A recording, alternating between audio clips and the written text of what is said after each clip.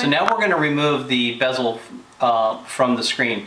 Now do take note, when you remove all these screws, a couple of them are longer than the rest of them, mainly the two front ones that are here and here. So it's a good idea that when you take the screws out of the iMac, just kind of put them down in a specific order as to where you removed them to make sure you get the right screws in the right holes.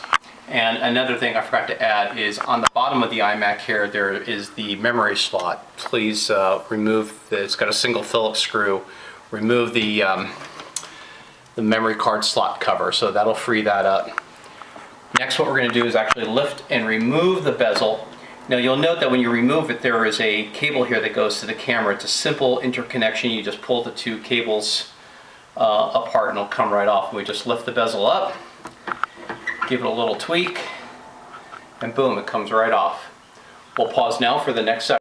Now what we're going to do is remove the screws that actually keep the LCD to the back frame. So there's 1, 2, 3, 4, 5, 6, 7, 8. So we're going to remove these screws and then we'll pause, because after that we'll show you how to disconnect the cables from the motherboard. So again, we're going to use a Torx 8-bit and we're going to remove the screws.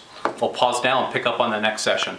Next, you're going to remove the main connection between the LCD and the motherboard, and that's done right here with this connector. I don't know the size of the Torx, it's a little tiny one.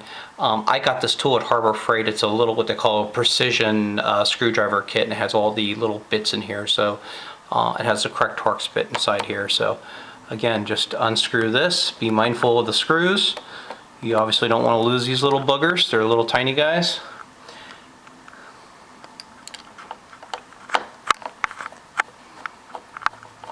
The tip is magnetized. That significantly helps so you don't lose screws or they drop off in the case.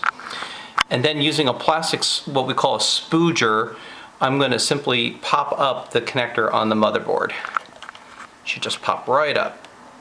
Again, you want to be careful. You know, whenever you're working on this stuff, guys, you don't want to be rough and rush anything.